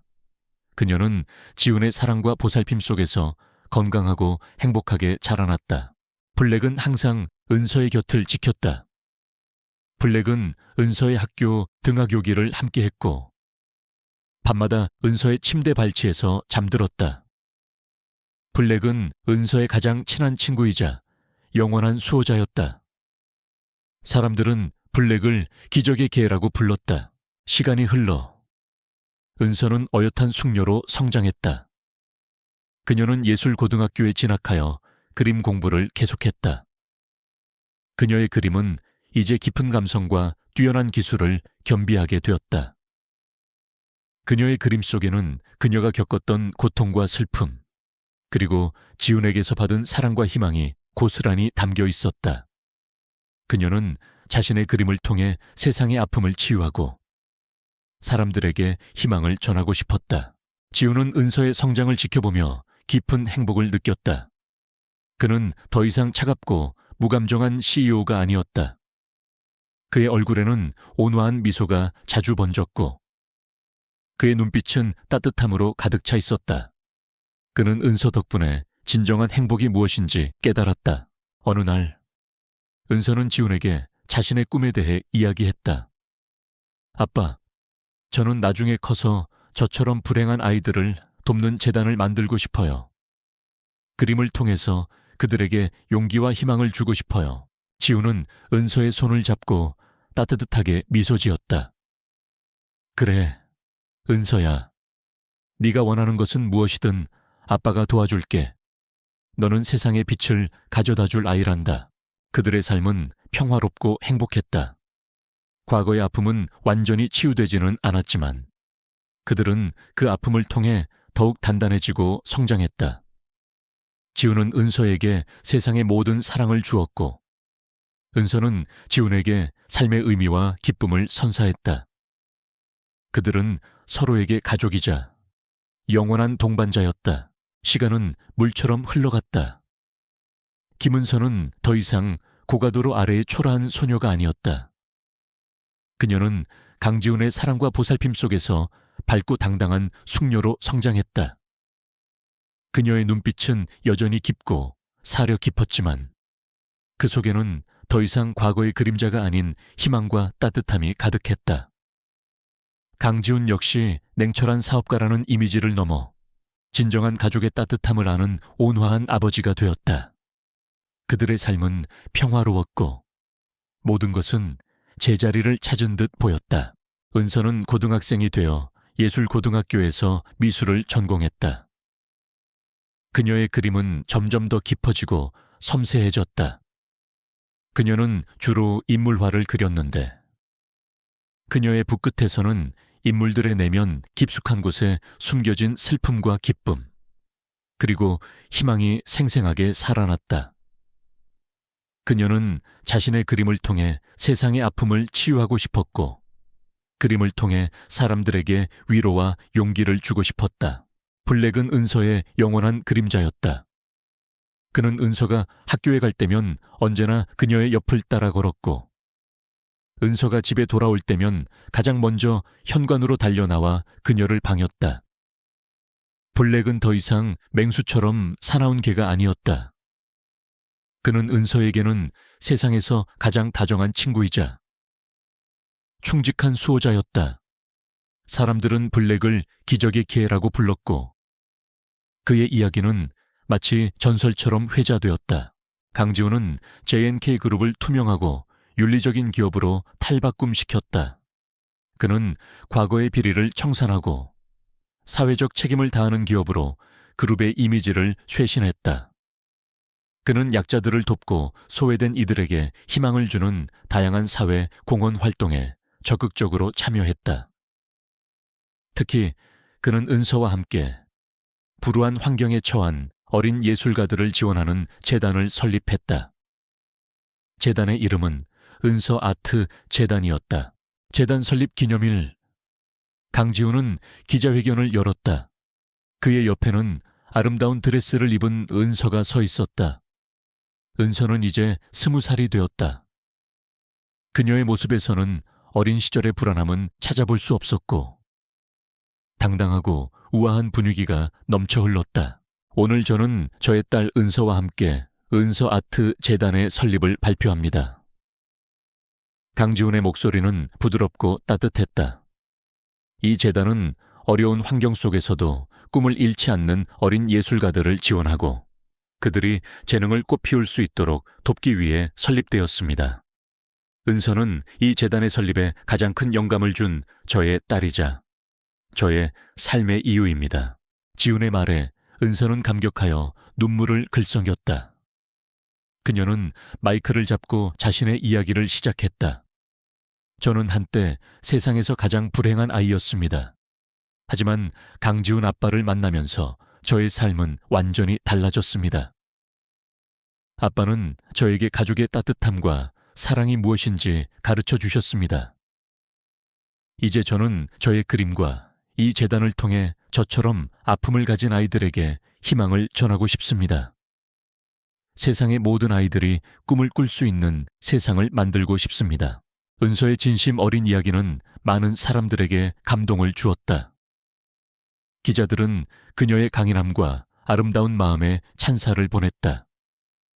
그들의 눈에는 희망과 감동의 눈물이 고였다. 그날 저녁 지훈의 저택에서는 조촐한 파티가 열렸다. 박진우 교수, 이수정 관리인, 그리고 지훈의 몇몇 가까운 지인들이 참석하여 재단 설립을 축하했다. 블랙은 은서의 발치에 엎드려 조용히 파티를 즐기고 있었다. 박진우 교수는 은서의 손을 잡고 따뜻하게 미소 지었다. 은서야, 정말 대견하구나. 자네 어머니도 하늘에서 이 모습을 보시면 분명 자랑스러워 하실 거야. 은서는 고개를 끄덕였다. 그녀는 이제 자신의 친어머니와 아버지, 그리고 강지훈의 어머니의 죽음이 더 이상 슬픔이나 고통으로만 다가오지 않았다. 그것은 그녀를 성장시킨 아픔이자 그녀가 앞으로 나아갈 수 있는 원동력이었다.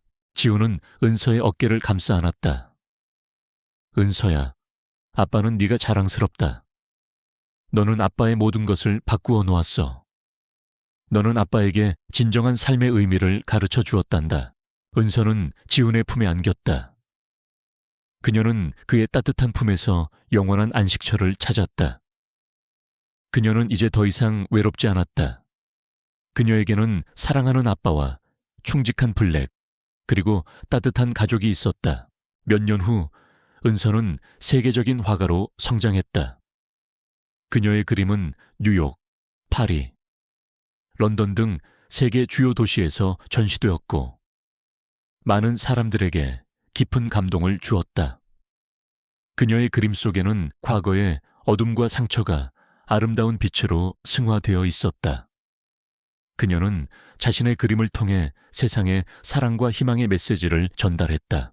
은서 아트 재단은 그녀의 노력과 강지훈의 지원으로 더욱 성장했다. 재단은 전 세계의 불우한 어린 예술가들을 발굴하고 지원하며 그들에게 새로운 삶의 기회를 제공했다. 수많은 아이들이 은서 덕분에 꿈을 키우고 재능을 펼칠 수 있었다. 강지훈은 여전히 JNK 그룹의 CEO로서 성공적인 경영을 이어갔다. 하지만 그의 삶의 최우선 순위는 언제나 은서였다. 그는 은서의 모든 순간을 함께하며 그녀의 든든한 버팀목이 되어주었다.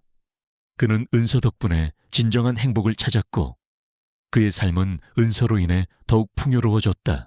블랙은 나이가 들어 몸은 예전 같지 않았지만 여전히 은서의 곁을 지켰다. 그는 은서의 품에서 평화롭게 잠이 들었다. 블랙은 은서의 삶에 영원히 지워지지 않을 흔적을 남겼다. 그는 단순한 개가 아니었다. 그는 사랑과 희생, 그리고 충성심의 상징이었다. 어느 날 저녁, 은서와 지훈은 저택의 정원에 앉아 별을 바라보았다.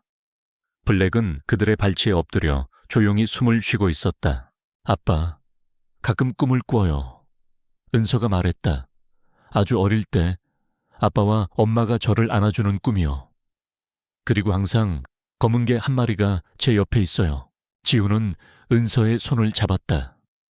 그것은 꿈이 아니라 내 기억 속의 아픈 진실이자 동시에 너를 지켜준 따뜻한 사랑이란다. 이제 너는 더 이상 혼자가 아니야. 아빠가 있고 블랙이 있고 우리 가족이 있어. 은서는 지훈의 어깨에 기댔다. 그녀의 눈에서는 행복의 눈물이 흘러내렸다.